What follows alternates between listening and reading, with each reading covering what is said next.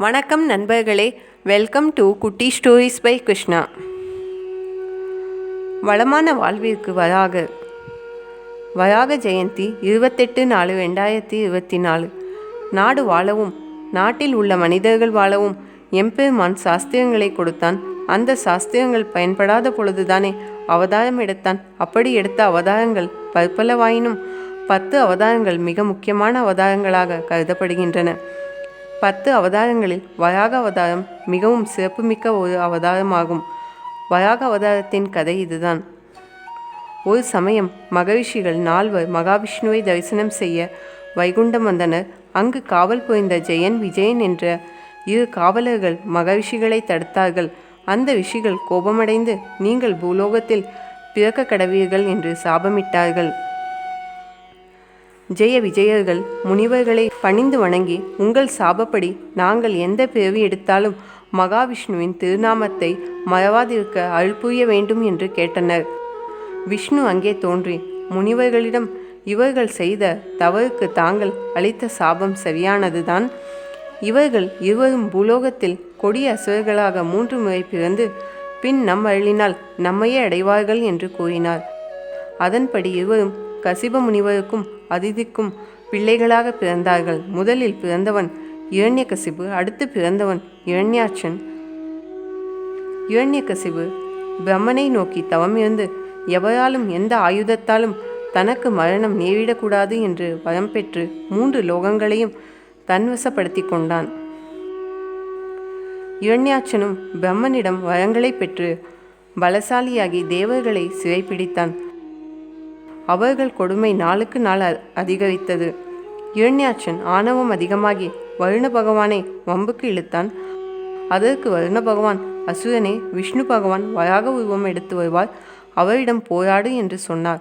அவன் வராகமூர்த்தியை தேடி பல திசைகளிலும் அலைந்து திரிந்தான். நீர் பிரளயத்தில் பூலோகம் மூழ்கியதால் பிரம்மா மகாவிஷ்ணுவை நோக்கி தவமிருந்தார்.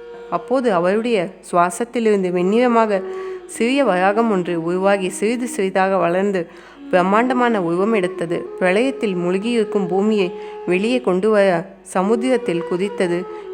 இந்த சமயத்தில் எங்கு தேடியும் வராகமூர்த்தியை காணாததால் இரண்யாட்சன் சோர்வடைந்து அசுரலோகத்தில் சுகமாக இருந்தான்.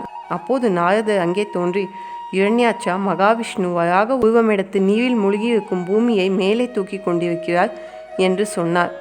உடனே அவன் கதாயுத்தத்தை கையில் ஏந்தியபடி விரைந்தான்.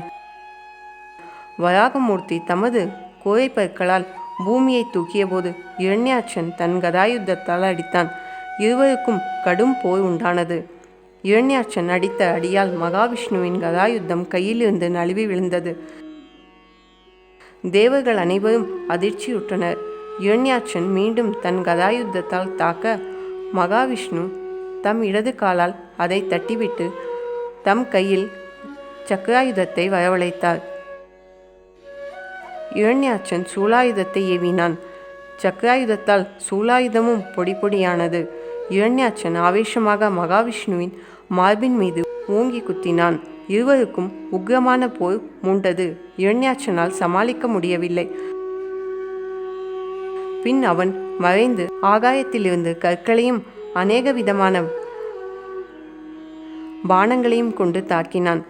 சிறிது நேரம் அவனுடைய ஆற்றலை விளையாட்டாக வேடிக்கை பார்த்த மகாவிஷ்ணு. அசுரர்கள் பலர் பயங்கரமான உருவங்களில் இரண்யாட்சனுக்கு உதவியாக வந்தனர். அவர்கள் அத்தனை பேரையும் வதம் செய்தார் மகாவிஷ்ணு. இனியும் காலம் தாழ்த்துவது சரியில்லை என்று எண்ணிய மகாவிஷ்ணு அவனை இறுக பிடித்து தலையின் மீது ஓங்கி அடிக்க இரத்தத்தை கக்கி கொண்டு பூமியின் மீது விழுந்து மடிந்தான். அனைவரும் மகாவிஷ்ணுவை தொழுதனர். இதுதான் திருமாலின் 3வது அவதாரமான வராக அவதாரம் பற்றி. வராகரின் பேருருவம். திருவிக்கிரம் அவதாரத்தை விட பல மடங்கு பெரிய அவதாரம் வராக அவதாரம் என்பதை ஒரு எளிய உதாரணத்தின் மூலம் ஆழ்வார்கள் காட்டுகிறார்கள். கீழே உள்ள 7 உலகங்கள், மேலே உள்ள 7 உலகங்கள், அதை தாண்டி அண்ட ஆவரணங்கள் எல்லாம் கடந்து சென்று அவனுடைய திருவடியை பிரம்மண சத்தியலோகத்தில் வணங்கி கங்கை நீரால் அபிஷேகம் செய்தார். ஆனால் வராக அவதாரம் திருவிக்ரம் அவதாரத்தை விட பெரியது. கூர்மயகத்தோ யஸ்ய மேரு கணகணாயத்தே என்ற ஸ்லோகம் வயாகத்தின் பேருருவை கூறுகிறது. பேருமலையும் வயாகத்தின் குளம்படியில் சுருண்டு தூள் தூளாக ஆகியது என்றால் வருண உருவத்தை நம்மால் நினைத்து பார்க்க முடியாது. அத்தனை பிரம்மாண்டமானது வயாகவின் பேருருவம். வேதங்களில் வயாக அவதாரம் வயாக புராணம் என்பது மகா புராணங்களில் திருமாலின் அவதாரத்தினை விளக்கும் புராணமாகவும், இந்த புராணம் 24,000 ஸ்லோகங்களை கொண்டதும் திருமாலின் பெருமைகளை எடுத்துரைக்கும் சாத்விக புராண வகையை சார்ந்ததும் ஆகும். இந்த புராணத்தில் திதிகள், விரதங்கள், தீர்த்தங்கள், பாவங்களுக்கான பரிகாரங்கள் ஆகியவையும் கூறப்பட்டுள்ளன. வராகர் பற்றிய குறிப்பு கிருஷ்ண யஜுர்வேதத்தில் சொல்லப்பட்டிருக்கிறது. வராக அவதாரத்தை பொறுத்தவரை முதல் குறிப்பு வேதத்தில் சத்பத பிராமணத்தில் இருக்கிறது. நில உலகில் வலிமை மிக்க பன்றி ஒன்று எங்கும் படர்ந்து நிரம்பியிருந்தது. நீரிலிருந்து வெளி வந்ததாகவும் அந்த பன்றியும் படைப்பு கடவுளான பிரஜாபதியும் ஒருவரே என்றும் சதபத பிராமணம் கூறுகின்றது. நாராயணவல்லியில் வராக அவதாரம் மிக அருமையான முறையில் விளக்கப்பட்டிருக்கிறது. இதில் பூமி பிராட்டியை மீட்டவுடன் வராகன் ஆனந்த சுரூபமாக இருந்தான் என்று குறிப்பிடப்பட்டுள்ளது. பகவத் சாஸ்திரத்தில் ஸ்ரீ வராக பெருமாளின் உருவம் விளக்கப்படுகிறது. விஷ்ணு மகாவராகஸ்ய நிர்மாண மதுநேட்சத்தே என்கிற மந்திரத்தில் கழுத்து வரை மனித உருவாகவும், மேலே திருமுக மண்டலம் வராக முகமாகவும், இடது முழங்கையில் பூமி பிராட்டியை ஏந்தி கொண்டும், வலது திருக்கையை இடுப்பில் வைத்து கொண்டும், திருமுக மண்டலம் திரும்பி தேவியின் திருமேனி தடங்களை முகரும்படியாகவும், திருவாழ்வார்கள் ஆகவும், திவ்ய ஆபரண பூஷித்தனாகவும் கர்ப்பகிரகத்தில் வராக பெருமானை பிரதிஷ்டை செய்து வணங்க வேண்டும் என்று குறிப்பிடப்பட்டிருக்கிறது. இப்படிதான் ஸ்ரீ முஷ்ணத்தில் வராக காட்சியளிக்கிறார். விஷ்ணு புராணம் வராக அவதாரத்தின் தோற்றத்தை மிக விரிவாக கூறுகின்றது. விஷ்ணு புராணத்தில் இரண்யாட்சனை பற்றி எதுவும் குறிப்பிடவில்லை. ஆனால் கடலில் பூமி மூழ்கிய விஷயமும், பகவான் வராக அவதாரம் எடுத்து காப்பாற்றிய விஷயமும், அப்பொழுது பூமி பிராட்டி செய்த ஸ்தோத்திரம் பற்ற தேவதைகள் கூறிய ஸ்துதிகள் கூறப்பட்டுள்ளன. விஷ்ணு புராணத்தில் ஸ்ரீ வராக அவதாரம் வைபவம் தஸ்ய யக்ஞ வராகஸ்ய விஷ்ணு அமிதேஜஸ் பிராணமம் ஏபி கூர்வந்தி தேஜாமயி நமோ நமஹா என்று குறிப்பிடப்படுகிறது. அவர் சப்த சமுத்திரத்திலும் நிற்கும் பொழுது அவருடைய முழங்கால் அளவுக்கு கூட சமுத்திரம் இருக்கவில்லை என்று புராணங்கள் கூறுகின்றன. ஸ்வேத வராகத்தின் கர்ஜனை ஜனலோகம், தபோலோகம், சத்தியலோகம் மூன்றிலும் கேட்கிறது. வராக பூமியை தூக்கிய போது அவரின் மூச்சு காற்றின் வேகம் காரணமாக அவரின் வேர்வை ஜனலோகம் வரை சென்றதாய் விஷ்ணு புராணம் கூறுகிறது. தன்னுடைய 100 கைகளால் ஒரு பன்றி இந்த பூவுலகை மேலே தூக்கி வந்தது என்று தைத்திரிய அரண்யகம் குறிப்பிடுகிறது. மகாபாரதத்திலும் மார்க்கண்டேய புராணத்திலும் விஷ்ணுவின் அவதாரமாக பூவராக பெருமை பேசப்படுகிறது. பிரம்மாண்ட புராணத்தில் 5ஆம் அத்தியாயம் வராக பெருமானின் பேருருவை வர்ணிக்கிறது. வராக சர்ம ஸ்லோகம். வைணவ சமயத்தில் 3 மகா மந்திரங்கள் உண்டு. அதில் ஒன்று சர்ம ஸ்லோகம். அந்த சர்ம ஸ்லோகத்தில் 3 விதமான மந்திரங்கள் உண்டு. அதில் முதன்மையான சரம் ஸ்லோகம் வராக அவதாரத்தில் வராக பெருமாள் பூதேவிக்கு சொன்னது. ஸ்திதே மனசி சூஸ்வதே சரீரே சதியோ நரா தாது சாமியே ஸ்திதே ஸ்மர்த்தா விஸ்வரூபஞ்ச மாமஜம் ததஸ்தம் மியாமணம் தூ கஷ்ட பாஷாண சந்நிபம் அகம் ஸ்மராமி மத்பக்தம் நயாமி பரமாம் கதிம்.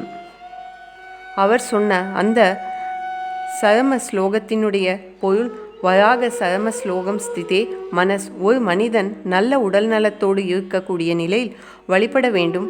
அப்படி வழிபட்டால் அவர் அந்திம திசையில் அவரால் பகவான் திருநாமமும் சொல்ல முடியாத ஒரு நிலையை அடைந்து நினைவிழந்து இருக்கும்போது தெய்வத்தினுடைய நாமமும் சிந்தனையோ செய்ய வேண்டிய அவசியம் இல்லாதபடி நானே அவனுடைய அருகில் சென்று அவனை என்னுடைய பாதத்திற்கு அழைத்து கொள்கிறேன். இதை பெரியாழ்வார் மிக அழகான பாசுரத்தில் பாடுகின்றார். துப்புடையாவே அடைவதெல்லாம் சோர்விடத்து துணையாவென்றே ஒப்பிலேனாகிலும் நினையடைந்தேன். ஆணைக்கு நீ அருள் செய் தமையால் ஏய்ப்பு என்னை வந்து நலியும்போது அங்கு ஏதும் நான் உன்னை நினைக்க மாட்டேன். அப்போதைக்கு இப்போதே சொல்லி வைத்தேன். அரங்க தயவனே பள்ளியானே. யாகங்களும் வயாகனும்.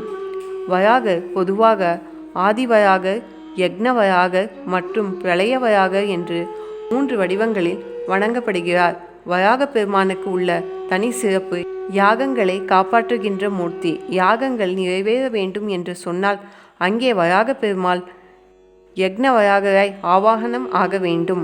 120 கிலோமீட்டர் அகலமும் 1600 கிலோமீட்டர் உயரமும் கொண்டவராக மலையை போன்ற பெரிய உருவோடு வெண்மையான கூர்மையான பற்களை கொண்டு தீயை பொழிக்கின்ற ஒளியும் சூரியனைப் போல் ஜொலிக்கும் கண்களும் கொண்டு விளங்கியதாக இந்த புராணத்தில் விவரிக்கப்பட்டிருக்கிறது. இந்த வராகமூர்த்தியின் வடிவம் வேத வேள்வியின் ஒவ்வொரு அங்கத்திற்கும் ஒப்பிடப்படுகிறது. அவரே ஒரு வேள்வி சாலை, உபநிதங்களும் அவற்றின் மறைப்பொருளும், அவருக்கு இருக்கை சூரியனும் சந்திரனும், அவரது ஒரு கண்கள் வேதத்தின் சாகைகள், அவருடைய காதணிகள், அவருடைய நீண்ட முகம் வேள்வியின் சுருக்கு அதாவது அஜ்யம் விடுகின்ற கரண்டி, அவருடைய பெருத்த ஓசை சாமவேதம், அவருடைய வடிவம் உண்மையும் ஒழுக்கமும் நிறைந்த வடிவம், வேத மேடையே அவரது இதயம், சோமபானமே அவரது குருதி எப்படி வர்ணிக்கப்படுகிறது? வராகரை போற்றும் துதி நூல்கள், திருமாலை போற்றும் சரச நாமாவளிகள், 7 பெயர்கள் வராக அவதாரம் தொடர்புடைய திருநாமங்கள் ஆக விளங்குகின்றன. இந்த 7 திருநாமங்களும் திருவுருவத்தை வர்ணிக்கின்றன. பூமியை தாங்கும் பெரிய உருவத்தை உடையவன், பூமியை தாங்கும் பெரிய கொம்புகளை உடையவன், வராக முகத்தை உடையவன், பூமியை திரும்பவும் அடைந்தவன், பரபர ஞானம் இவற்றை கொடுப்பவன் என்று திருநாமங்கள் போற்றுகின்றன. ஆழ்வார்கள் அனைவருமே மங்களாசாசனம் செய்துள்ளனர். பொய்கை ஆழ்வார் 6 பாசுரங்கள், பூதத்தாழ்வார் 2 பாசுரங்கள், பேயாழ்வார் 1 பாசுரம், திருமலிசை ஆழ்வார் 6 பாசுரங்கள், நம்மாழ்வார் 11 பாசுரங்கள், குலசேகர ஆழ்வாரும் ஆண்டாளும் 1 பாசுரம், பெரியாழ்வார் 7 பாசுரங்கள், திருமங்கை ஆழ்வார் 15 பாசுரங்கள் பாடி மங்களாசாசனம் செய்துள்ளனர். இது தவிர ஸ்ரீ வேதாந்த தேசிகன் தேசிக பிரபந்தம், தசாவதார ஸ்தோத்திரம், பூஸ்துதி, ரகசிய சிகாமணி போன்ற நூல்களிலும் வராக பெருமானை போற்றியுள்ளனர். இது தவிர வராக கவசம், ஸ்ரீ வராக ஸ்தோத்திரம், வராக உபனிஷத், ஸ்ரீ பூவராக சுப்பிரபாதம், ஸ்ரீபத்தி மங்கலம் போன்றவை வராக பெருமாளின் பெருமையை போற்றும் வண்ணம் உள்ளன. கணம் கிருஷ்ணய்யர் இவர் மீது 2 கீர்த்தனைகளை பாடியுள்ளனர். இது தவிர பல தனி பாடல்கள் இருக்கின்றன. வராக தலங்கள் பெருமாள் கோயில் என்று வழங்கப்படும் காஞ்சி வரதர் சந்நிதியிலும், மேல்கோட்டை திரு நாராயணபுரம் கோவிலிலும், மாமல்லபுரத்திலும், திருமலை, திருவிடவேந்தை, திருக்கடல் மல்லை, ஸ்ரீவில்லிபுத்தூர் முதலிய தலங்களிலும் வராக சந்நிதிகள் உள்ளன. ஸ்ரீ முஷ்ணம் வராகருக்கென்றே உள்ள தலம். அந்த காலத்தில் அரசர்கள் பலரும் தங்கள் ஸ்துபிகளில் வராக உருவ பயன்படுத்தினார். நாணயங்கள் வராகர் பெயரால் வராகன் என்றே வழங்கப்பட்டன. வராகி மிகிரர் என்ற பெயரில் உள்ள ரிஷி ஜோதிட சாஸ்திரத்தை வரையறை செய்து கொடுத்தார். அரசு முத்திரைகளில் வராக திருவுருவங்கள் பொறிக்கப்பட்டன. முஸ்தாச்சூரணம். ஆச்சாரியர்கள் வராக அவதாரத்தில் மென்மையை மிக அற்புதமாக பேசுகின்றார்கள். பகவான் அவதாரம் எடுக்கும் பொழுது அந்த அவதாரத்துக்கு ஏற்ப அத்தனை இலக்கணங்களும் பொருந்தும்படியாக ஆகிவிடுகின்றன. இதற்கு மெய்ப்பாடு என்று பெயர். வராக அவதாரத்தில் அவருடைய உணவு என்ன என்று சொன்னால், நிலத்திலேயே அடியில் முளைக்கக்கூடிய கோழைக்கிழங்கு, தண்ணீர் நிறைந்து உள்ள சதுப்பு நிலங்களில் உண்டாகும். இந்த கோழைக்கிழங்கு சரீர வியாதிகளை போக்க வல்லது. கபம், பித்தம், ஜுரம் முதலியவை இந்த மருந்தினால் தீர்ந்துவிடும். வராக சேத்திரம் ஆகிய ஸ்ரீ முஷ்ணத்தில் இந்த முஸ்தா கிழங்கு சூர்ணத்தை பிரசாதமாக தருவார். அதனை சர்க்கரையோடு அல்லது வெல்லத்தோடு சேர்த்து உண்டால் நம்முடைய உடம்பில் இருக்கக்கூடிய பல்வேறு விதமான நோய்களும் நீங்கிவிடும்.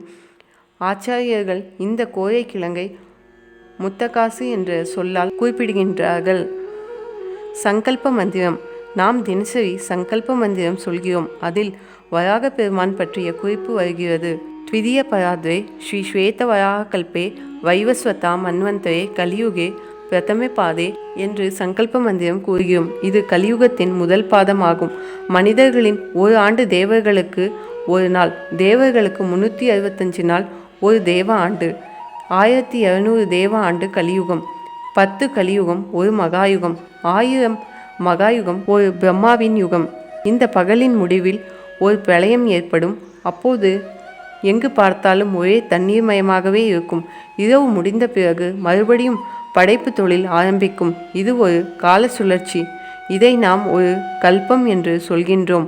ஒரு கல்பத்தில் 12 மனுக்கள் வாழ்ந்து போவார்கள். ஒரு மனுவின் காலம் ஒரு மன்வந்தரம் எனப்படும். இப்பொழுது 6 மனுக்கள் போய்விட்டனர். 7வது மனுவில் கிருதாயுகம், திரேதாயுகம், துவாபரயுகம் முடிந்து கலியுகத்தின் முற்பகுதியில் நாம் வாழ்ந்து வருகின்றோம்.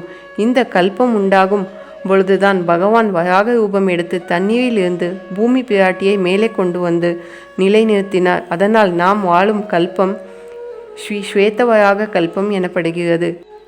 இதை தினசரி சொல்லி நம்மை அறியாமலே வராக பெருமானை வணங்கும் பேறு நமக்கு கிடைக்கிறது. இந்த வீடியோ பிடித்திருந்தால் லைக் பண்ணுங்கள், ஷேர் பண்ணுங்கள், சப்ஸ்கிரைப் பண்ணுங்கள். தேங்க்ஸ் ஃபார் வாட்சிங்.